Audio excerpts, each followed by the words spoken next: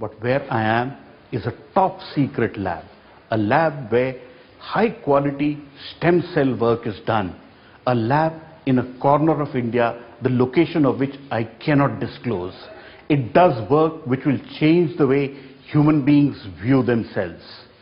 It is a work which is funded by 6 pharma companies.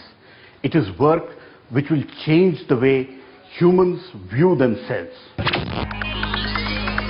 If you've got a major heart problem or your liver and kidneys are short, these dodgy organs are transplanted from a brain-dead person.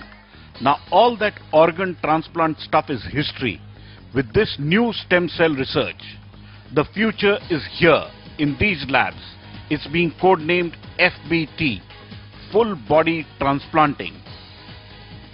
If your body is not functioning well, the arteries to your heart are blocked, kidneys weak, and you've got, say, cancer of the liver, instead of getting a brain-dead person and carry out a series of transplants and multiple surgeries, these doctor scientists now slice you just once, only one cut, right across your neck and across the neck of your brain-dead full-body donor, or FBD as they are called here.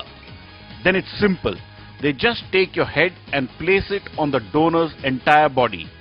In effect, you now have a fully functional, healthy and totally new body, but with the same brain, your own brain.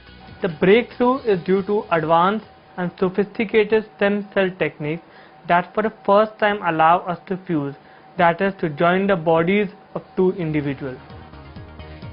So far, though these scientists refuse to confirm or deny if they've successfully done FBTs, full body transplants, on 6 terminally sick patients who are now walking around with their former faces and brains, but with new bodies. For obvious reasons, their identities are secret, but they are being monitored very closely as they walk around their hometowns. Their bodily functions and signals are tracked right here. If these 6 are successful, we could see hundreds of FBTs starting from this day next year. It's that close. While medically, these old heads on new bodies are doing fine, there have been some practical and ethical questions raised. The patients had to get their fingerprints redone because their new bodies and new hands too. Also, in one case, the relatives of a brain-dead donor have claimed that the new head and body belongs to their family, as 90% of the new person is the body. So what if the brain is someone else? They claim the soul of a person lies in the heart, and so it belongs to them. In one case, psychiatric counseling was needed because it was the first time a woman's body was attached to a man's head. The man's brain was finding it difficult to work with a female body, as it was the only full body match available at that time. Is it he or she is still glad to be alive? But there are some super successes too. A short 5-foot man terminally ill. He has now got a FBT of a 6-foot athlete and he's thrilled.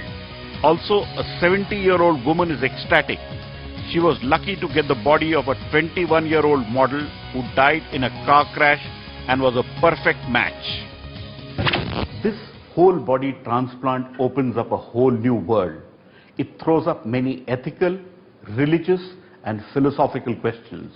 It also threw up for me a very interesting thing. I have started feeling, can I change my body? Can the mind be changed? Can the body of another person be attached to me? Can I become an athlete? Can I become an astronaut? These are the kinds of feelings which comes to my mind. A bit ghoulish, but that is how it is. But for terminally ill people, it offers a wonderful new opportunity. An opportunity which will change the way human beings view themselves. At a very secret location, Pallav Bagla for NDTV.